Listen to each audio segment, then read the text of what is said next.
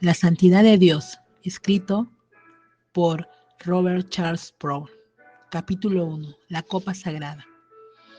Sentí el impulso de irme del cuarto. Una profunda e innegable orden turbó mi sueño, pues algo santo me llamaba. El único sonido era el tic-tac rítmico del reloj sobre mi escritorio. Parecía vago y real, como si estuviese sumergido bajo profundas aguas.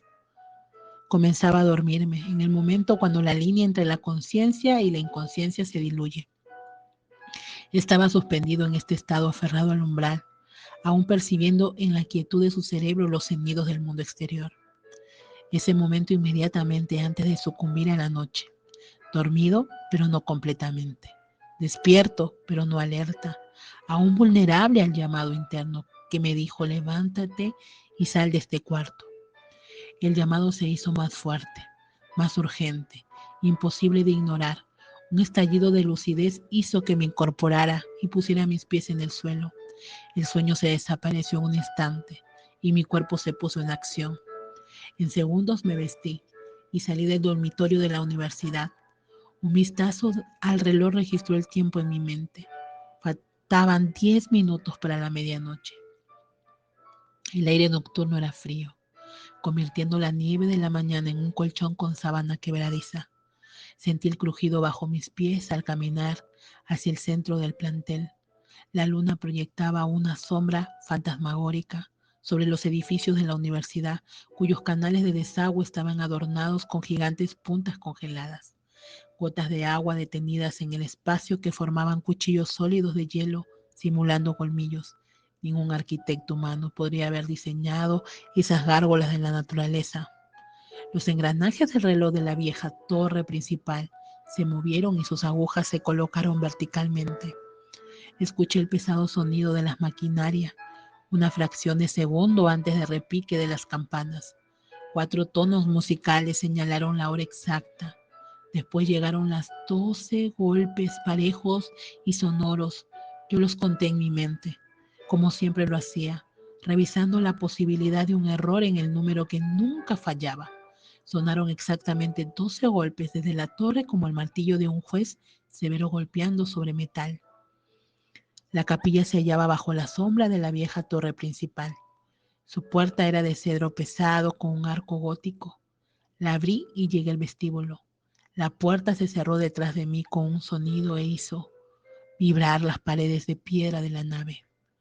El eco me estremeció. Era un contraste extraño con los ruidos de los servicios diarios en la capilla, donde el abrir y cerrar de las puertas era apagado por los sonidos de los estudiantes desplazándose hacia los lugares asignados. En el vacío de la medianoche, el sonido de la puerta era amplificado. Esperé un momento en el vestíbulo, dándole a mis ojos unos segundos para adaptarse a la oscuridad. El débil brillo de la luna penetraba por los silenciosos vitrales. Yo podía ver las líneas de las bancas y el pasillo central que guiaba hacia las gradas de la plataforma. Sentí una majestuosa sensación de espacio, acentuadas por los alargados arcos del techo, los cuales parecían elevar mi alma en una sensación de altura que evocaba la emoción de una mano gigante extendiéndome para levantarme. Me moví lenta y deliberadamente hacia las gradas de la plataforma. El sonido de mis pies sobre el piso de piedra evocaba las imágenes temibles de soldados alemanes marchando con sus botas a lo largo de calles empedradas. Cada paso resonaba mientras llegaba a la plataforma alfombrada. Allí me tiré sobre mis rodillas. Había llegado a mi destino. Estaba listo para reunirme con quien había turbado mi descanso con su llamado. Me encontraba en posición de oración, pero no tenía nada que decir. Me arrodillé allí silenciosamente, permitiendo que la sensación de la presencia de un Dios santo me llenara. El latido de mi corazón indicaba algo golpeando mi pecho. Sentí un frío intenso en la base de mi espina que subió hasta mi cuello. El terror me invadió. Luché contra el impulso de escapar de esa sobrecogedora presencia que se apoderó de mí. El terror pasó y pronto siguió otra ola, pero diferente. Esta inundó mi alma con una paz inexplicable que trajo un reposo instantáneo a mi turbado espíritu. Me sentí tranquilo. Quería permanecer allí sin decir ni hacer nada, simplemente deleitarme en la presencia de Dios. Ese momento transformó mi vida. Algo profundo se estableció en mi espíritu para siempre. Desde ese momento no podía haber regreso, no podía ser borrada esa indeleble impresión de su poder. Yo estaba solo con Dios, un Dios santo, un Dios asombroso, un Dios que podía llenarme con terror en un segundo y con paz en el próximo. Supe en ese momento que había realizado el fin de mi búsqueda santa. Dentro de mí nació una nueva hambre que nunca podría ser satisfecha en este mundo. Me propuse aprender más, seguir a este Dios que vivía en las catedrales góticas oscuras y que invadió mi dormitorio para levantarme de mi complaciente sueño. ¿Qué hace un estudiante universitario buscar la presencia de Dios a estas horas de la noche?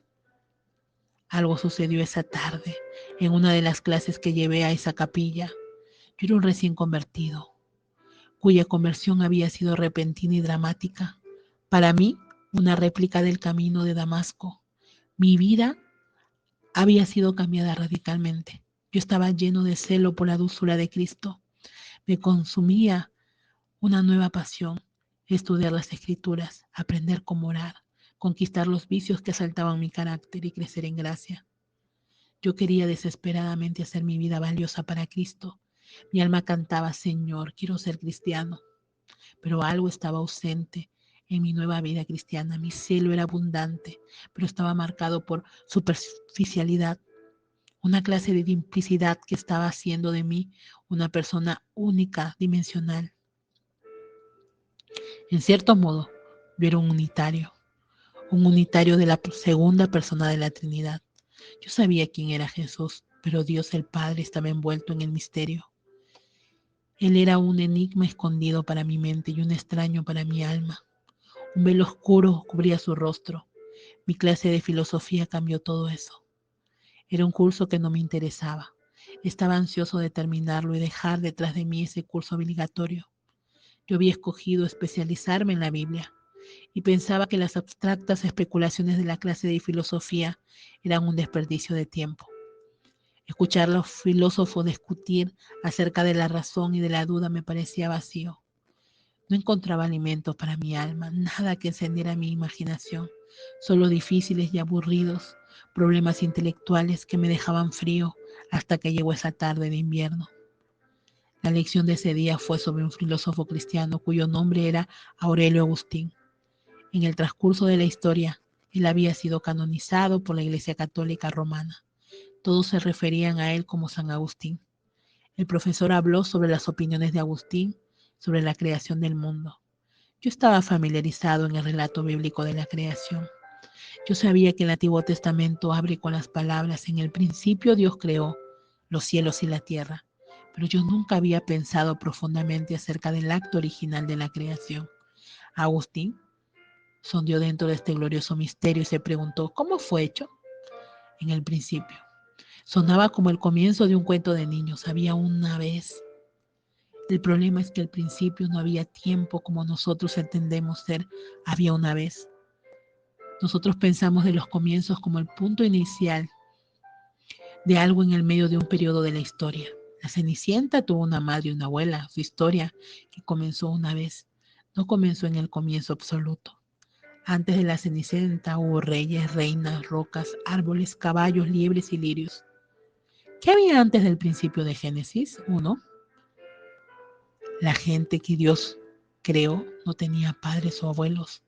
Ellos no tenían libros de historia que leer porque no había habido historia. Antes de la creación no había reyes o reinas o rocas o árboles. No había nada, nada excepto Dios.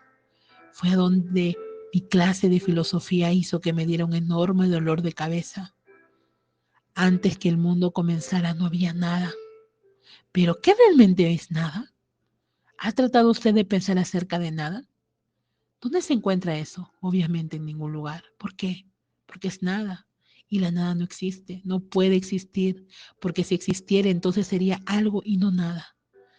¿Le está comenzando a doler la cabeza como a mí? Piense acerca de ello por un segundo. Yo no puedo decirle a usted que piense en ello porque la nada no es ello. Lo único que puedo decir es que la nada no existe. Entonces, ¿cómo podremos pensar sobre nada? No podemos, simplemente imposible.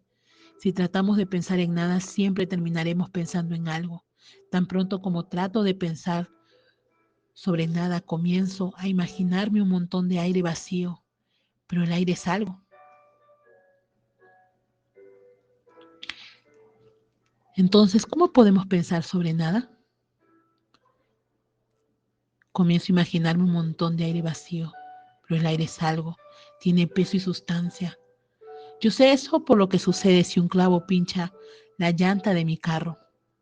Jonathan Edwards dijo una vez que la nada es lo que las rocas sueñan cuando duermen, pero eso no ayuda mucho. Mi hijo me ofreció una mejor definición de nada. Cuando él estaba en la escuela intermedia, yo le preguntaba al venir de la escuela, ¿qué hiciste eso, hijo? Su respuesta siempre era la misma, nada. Así que la mejor explicación que yo pueda dar de nada es lo que mi hijo solía hacer en la escuela intermedia.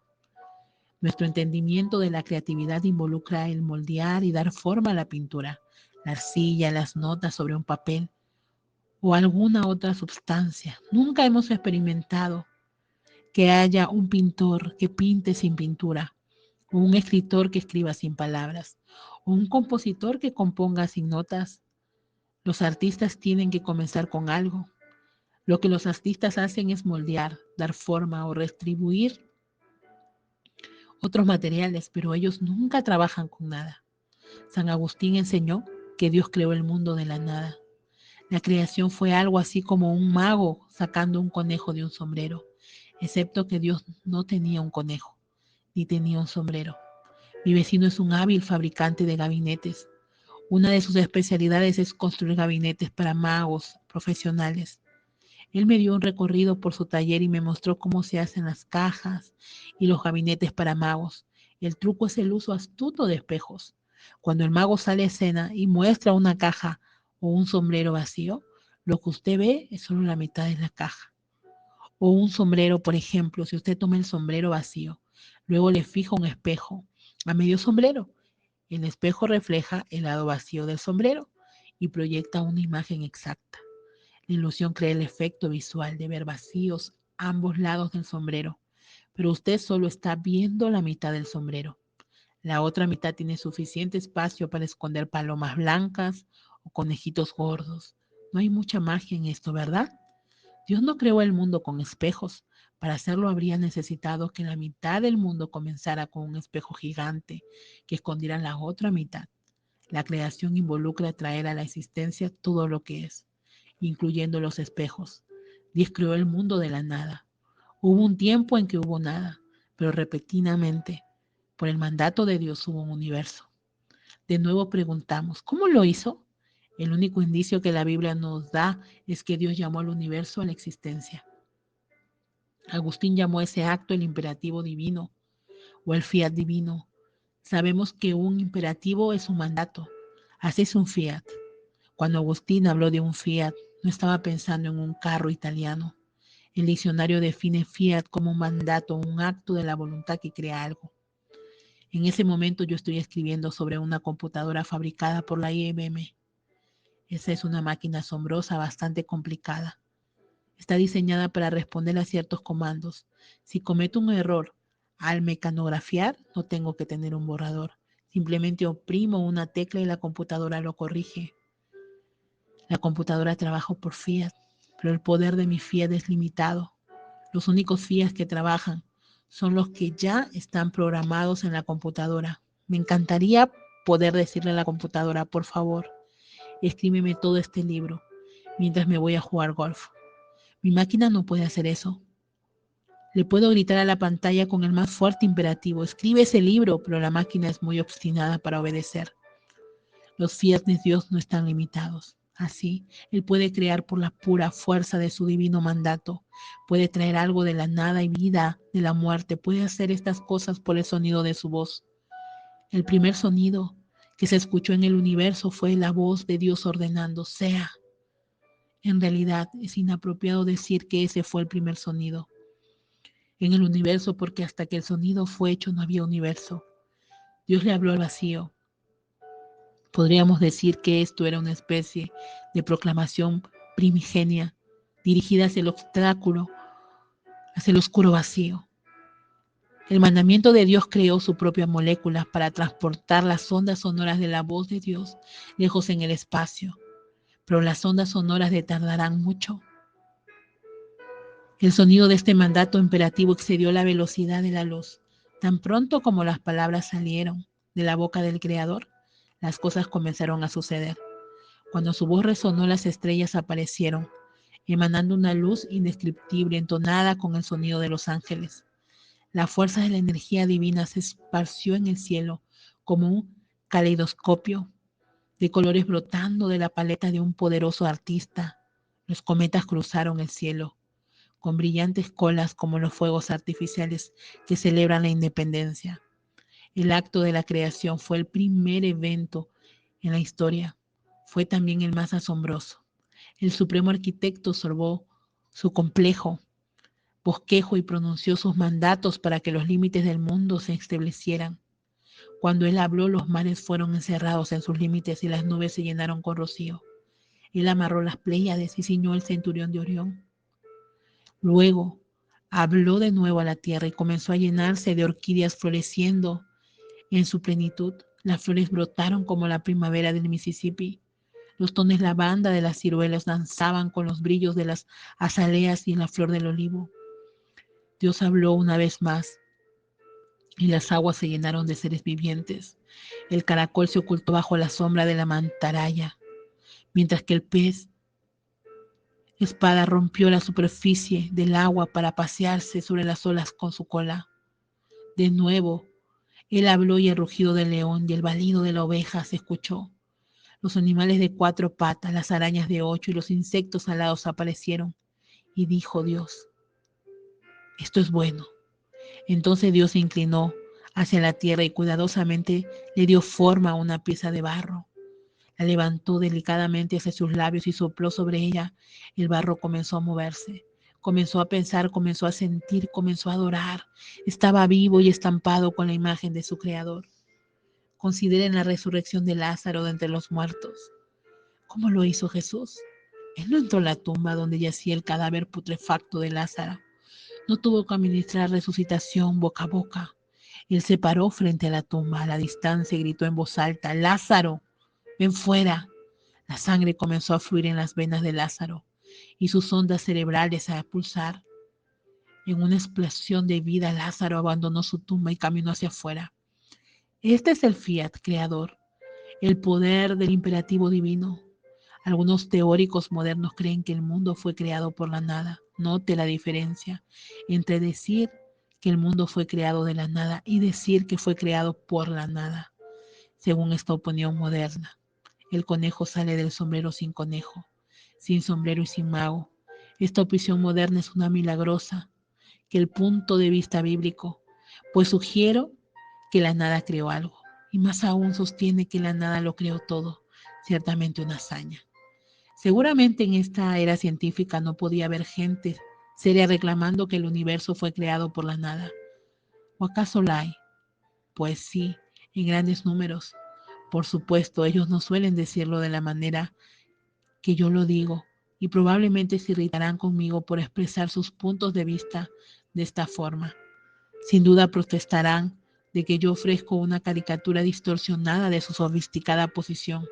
Muy bien, ellos no dicen que el universo fue creado por la nada. Ellos dicen que el universo fue creado por la casualidad. Pero casualidad no es algo objetivo. No tiene peso, medida ni poder.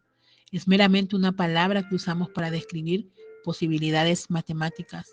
No puede hacer nada y no lo hace porque es nada. Decir que el universo fue creado por la casualidad es decir que vino de la nada. Esto es una locura intelectual. ¿Cuáles son las posibilidades de que el universo fuese creado por casualidad?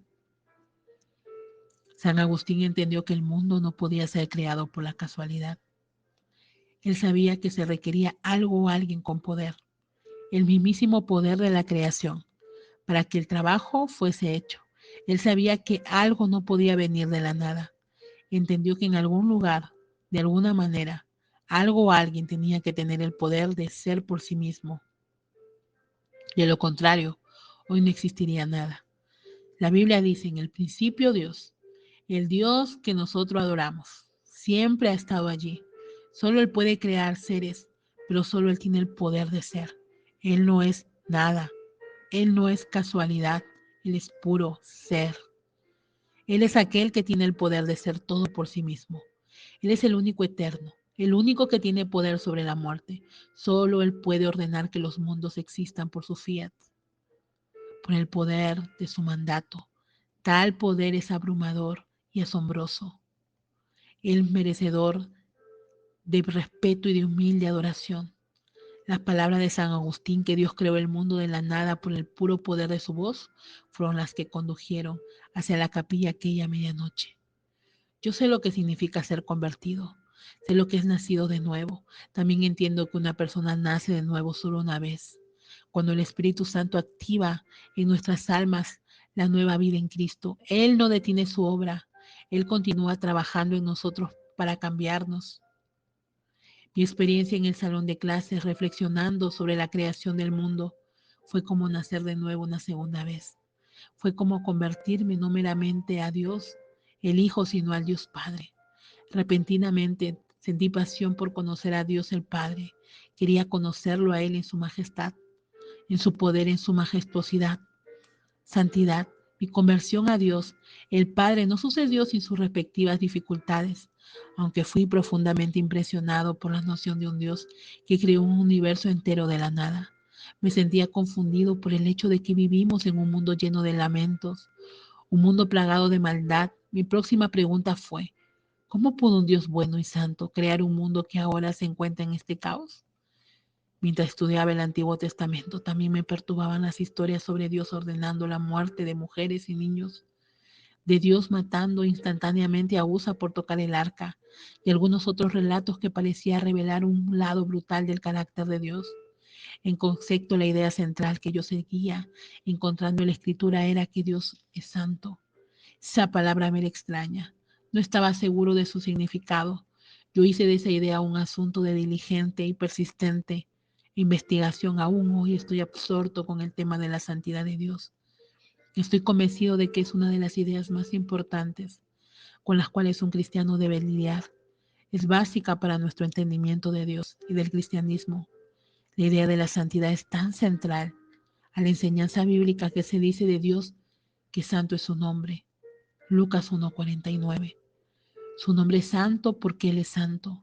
Él no siempre es tratado con reverencia santa. Su nombre es pisoteado con la sociedad de este mundo. Se usa como una palabra para maldecir y una plataforma para la obscenidad. El poco respeto que este mundo tiene por Dios es vívidamente evidenciado por la manera que el mundo usa su nombre. No hay honra, no hay reverencia ni hay asombro delante de Él. Si yo le preguntara a un grupo de cristianos cuál es la principal prioridad de su iglesia, se tendría una amplia variedad de respuestas. Algunos me dirían evangelismo, otro acción social y otros nutrición espiritual, pero aún estoy esperando a alguien hablar de cuáles fueron las prioridades de Jesús. ¿Cuál es la primera petición de nuestro Padre? Jesús dijo, vosotros pues oráis así, Padre nuestro que está en los cielos. Mateo 6:9. La primera línea de la oración no es una petición, es una forma personal de acercamiento. La oración continúa, santificado sea tu nombre, venga tu reino. Mateo 6, del 9 al 10. Con frecuencia confundimos la palabra santificado sea tu nombre con la parte del acercamiento, como si las palabras fuesen santificado es tu nombre. Si ese fuera el caso, las palabras serían meramente una designación de alabanza a Dios. Pero no es así como Jesús lo dijo. Él lo expresó como la primera petición. Nosotros deberíamos de orar que el nombre de Dios sea santificado, que Dios sea considerado santo. Hay una especie de secuencia dentro de la oración. El reino de Dios nunca vendrá donde su nombre no sea considerado santo. Su voluntad no se hace de Dios es santo. Es pronunciado por los ángeles con un susurro sagrado. El cielo en un lugar donde la reverencia por Dios es total. Es necio buscar el reino donde Dios no es reverenciado. La manera en que entendamos la persona y el carácter de Dios, el Padre, afecta cada aspecto de nuestras vidas. Afecta más de lo que nosotros normalmente llamamos el aspecto religioso de nuestras vidas. Si Dios es el creador del universo entero, entonces Él es el Señor de todo el universo. Ninguna parte del mundo se escapa de su señorío. Esto significa que ninguna parte de mi vida debe estar fuera de su señorío. Su carácter santo tiene algo de decir acerca de la economía, la política, los deportes, el romance, todo en lo cual estamos involucrados. No podemos escaparnos de Dios. No hay lugar que nos pueda esconder de Él. Él no solo penetra cada aspecto de nuestras vidas, pero penetra en su majestuosa santidad. Por eso tenemos que buscar entender qué es la santidad. No nos atrevamos a invadir este tema. No puede haber adoración y crecimiento espiritual ni verdadera obediencia sin ello. Esto define nuestra meta como cristiano. Dios ha declarado, sed santos porque yo soy santo. Levítico 11:44.